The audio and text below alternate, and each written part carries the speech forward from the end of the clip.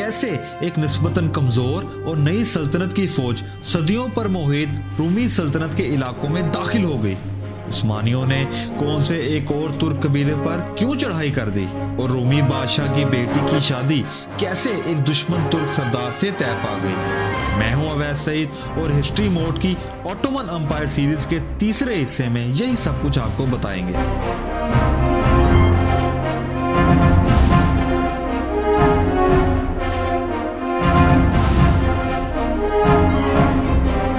1326 میں عثمان غازی کے انتقال کے بعد اس کے بیٹے اورحان غازی نے اپنے بھائی علاء الدین کو یہ پیشکش کی کہ سلطنت کے مختلف علاقوں کو آپس میں تقسیم کر لیا جائے اور اپنی اپنی علیحدہ حکومت قائم کر لی جائے، مگر علاء الدین نے یہ کہہ کر انکار کر دیا کہ ان کے والد نے اورحان ہی کو سلطنت کا واحد جانشین نامزد کیا تھا، جس کے بعد اورحان نے علاء الدین کو اپنا خاص مشیر اور وزیر اعظم نامزد کیا، جس کو علاء الدین نے قبول کر لیا۔ علاء الدین سلطنت کے انتظامی امور سر انجام دینے لگا اور ریاست میں بہت سی اصلاحات کا باقاعدہ آغاز کر دیا، جن میں چاندی کے سکوں کا اجرا، بازاروں اور آبادیوں کی تشکیل اور سب سے بڑھ کر باقاعدہ تربیتی یافتہ فوج کے قیام کا آغاز تھا۔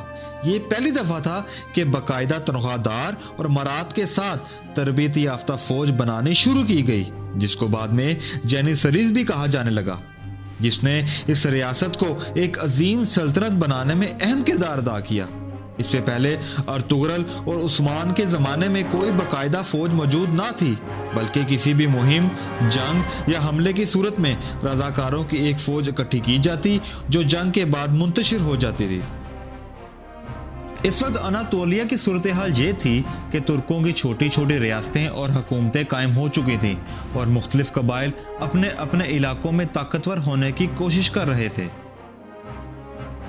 جبکہ دوسری طرف بازنطینیوں کی حکومت تھی جو گرچہ صدیوں سے قائم تھی مگر اب آہستہ آہستہ کمزور سے کمزور تر ہو رہی تھی، کیونکہ ریاست کے وسائل ختم ہو رہے تھے اور ان کی طاقت بھی کم ہو رہی تھی۔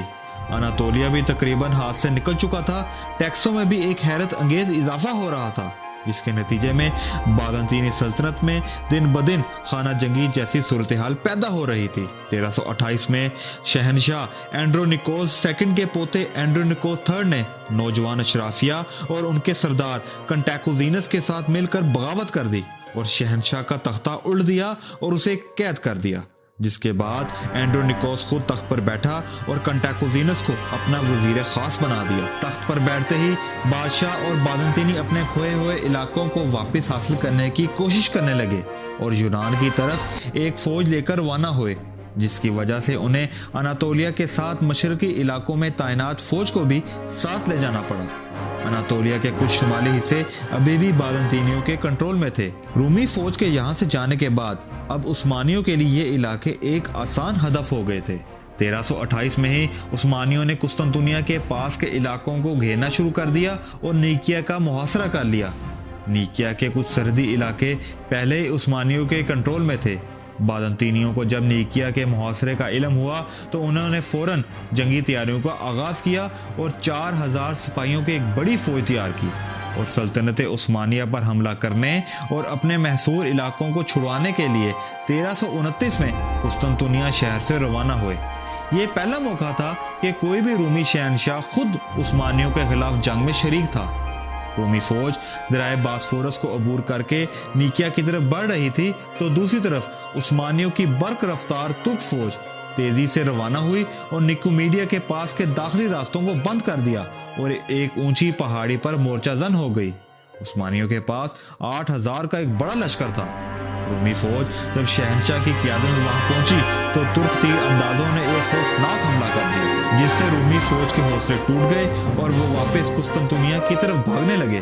رومی شہنشاہ اینڈرونیکوس اور اس کا جنرل کنٹیکوزینس بھی جان بچا کر بھاگ نکلے۔ عثمانیوں کی فیصلہ کن فتح اور قسطنطنیہ سے کسی بھی قسم کی مزید امداد نہ ہونے کی وجہ سے 1331 میں نیکیا کے گورنر نے ہتھیار ڈال دیے اور نیکیا پر اورحان غازی کا قبضہ ہو گیا۔ اس کے بعد 1333 میں اورحان غازی نے نکومیڈیا کا بھی محاصرہ کر لیا، مگر یہ محاصرہ 4 سال تک جاری رہا، جس کے بعد 1337 میں اورحان غازی کی ترک فوج نے نکومیڈیا پر بھی قبضہ کر لیا۔ قبضے کے بعد اورحان نے اپنے بیٹے سلیمان پاشا کو وہاں کا حاکم مقرر کیا، جس کے بعد آہستہ آہستہ شمالی اناطولیہ کے تمام علاقے عثمانیوں کے کنٹرول اور قبضے میں آتے چلے گئے، اور 1338 کے اختتام پر اناطولیہ کا تمام شمالی حصہ سلطنت عثمانیہ کے قبضے میں آ چکا تھا۔ ان تمام فتوحات کے بعد اورحان غازی نے تمام ریاستوں کو ایک حکومتی نظام کے تحت چلانا شروع کیا۔ مساجد کی تعمیر کا آغاز کیا گیا، باقاعدہ بازاروں اور رہائشی علاقوں کی منصوبہ بندی کی گئی، تعلیمی ادارے اور مدارس کھولے گئے، مالیاتی نظام بھی شروع کیا گیا، اور باقاعدہ تربیت یافتہ فوج جس کا آغاز تو ہو چکا تھا کو مزید منظم کیا گیا۔ اب صورتحال یہ تھی کہ ایک طرف مغرب میں بازنطینی سلطنت جو مسلسل زوال کا شکار ہو رہی تھی، ہوا یوں کہ 1341 میں اینڈرونیکوس کی وفات کے بعد اس کے کم سن بیٹے کو صرف 9 سال کی عمر میں تخت پر بٹھا دیا گیا، لیکن بادشاہ کے خاص جنرل کنٹیکوزینس نے بغاوت کر دی۔ اس کا کہنا تھا کہ اینڈرونیکوس نے اسے اپنا جانشین مقرر کیا تھا۔ اس نے بادشاہ کی بیوی اور 9 سالہ شہزادے کو قید کر دیا اور خود بادشاہ کے تخت پر بیٹھ گیا۔ کنٹاکوزینس تخت پر تو بیٹھ گیا، مگر کچھ طاقتور لوگوں اور رومی سلطنت کے با اثر انتظامی سربراہوں نے اس کی شدید مخالفت شروع کر دی اور اس کو بادشاہ تسلیم کرنے سے انکار کر دیا۔ مخالفت اور لڑائی اس قدر شدید ہو گئی کہ دونوں طرف باقاعدہ بڑے بڑے گروپ بن گئے جن کے درمیان جھڑپیں تک ہونے لگیں۔ اس صورتحال میں کنٹیکوزینس نے اورحان غازی سے رابطے شروع کر دیے اور مدد کی درخواست کر دی۔ بدلے میں بہت سی مراعات اور اپنی بیٹی کی شادی بھی اورحان غازی سے کرنے پر رضامندی تک ظاہر کر دی۔ دوسری طرف جنوب میں ایک نسبتاً کم طاقتور ترک قبیلہ کیراسی بھی موجود تھا جو آہستہ آہستہ مضبوط ہو رہا تھا۔ یہ بھی مہاجر تھے اور منگولوں کے ظلم و ستم سے تنگ آ کر یہاں آباد ہوئے تھے۔ ان کا سردار کلیم بے تھا جس نے کائی قبیلے کی ہی طرح ایک چھوٹی ریاست قائم کر لی تھی اور بلکسر کو اس ریاست کا دارالحکومت بنایا ہوا تھا۔ 1307 میں کلیم بے کی وفات کے بعد اس کے بیٹے کیراسی بے نے حکومت سنبھالی اور تقریباً 2 دہائیوں تک اس کا حاکم رہا۔ کیراسی بے کے 3 بیٹے یاشی بے، دمرہان بے اور دورسن بے تھے۔ 1328 میں اس کے انتقال کے بعد ریاست کو ان کے درمیان تقسیم کر دیا گیا۔ یاشی کو برگامہ، دمرہان کو بلکسر کا حاکم بنایا گیا، جبکہ دورسن کو بطور سفیر سلطنت عثمانیہ بھیج دیا گیا۔ پھر ہوا یوں کہ 1345 میں یاشی کے انتقال کے بعد دمرہان ریاست کا واحد بادشاہ بن گیا تو دورسن نے اس کی شدید مخالفت شروع کر دی، یہاں تک کہ کیراسی سلطنت میں خانہ جنگی کا آغاز ہو گیا۔ دورسون نے اورحان غازی سے مدد کی درخواست کی تو اورحان غازی نے اس کی مدد کی درخواست قبول کر لی اور فوج کے ساتھ کیراسی سلطنت پر چڑھائی کر دی اور بغیر کسی مزاحمت کے بلکسر پر قبضہ کر لیا۔ دمرہان جان بچا کر برگامہ کے قلعے کی طرف بھاگ گیا۔ عثمانیوں نے اس کا تعاقب کیا اور قلعے کا محاصرہ کر لیا۔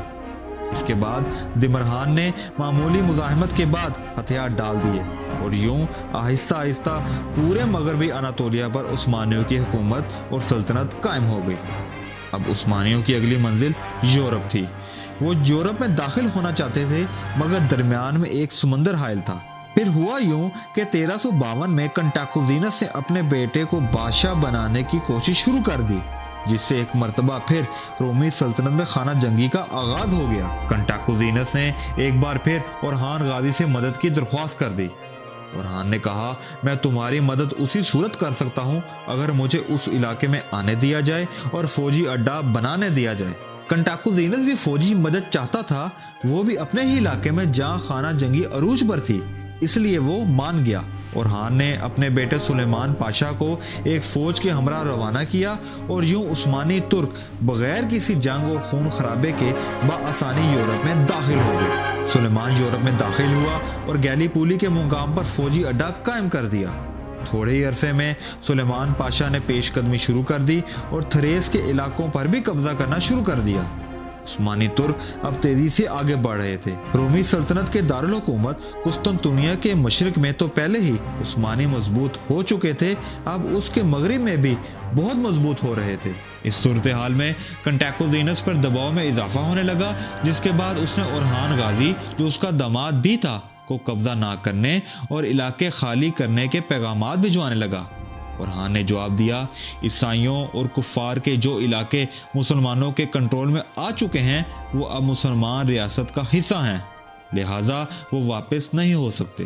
رومیوں کی اس خانہ جنگی کے نتیجے میں کنٹاکوزینس کے خلاف بغاوت ہو گئی اور اس کا تختہ الٹ دیا گیا، جس کے بعد گیلیپولی اور تھریس کے کچھ علاقے بھی سلطنت عثمانیہ کے کنٹرول میں آ گئے۔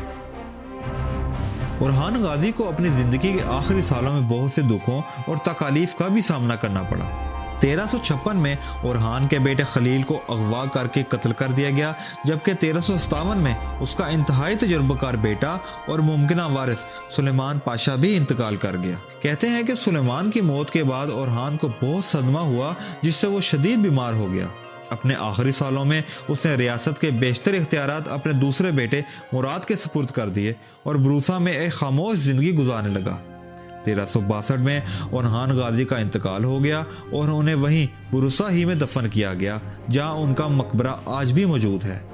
اورحان نے تقریباً 36 سال تک سلطنت عثمانیہ پر حکومت کی، جن میں بہت سے علاقوں کو فتح کیا گیا اور ایک ریاست کو باقاعدہ سلطنت کے طور پر قوانین مرتب کر کے چلانا شروع کیا گیا۔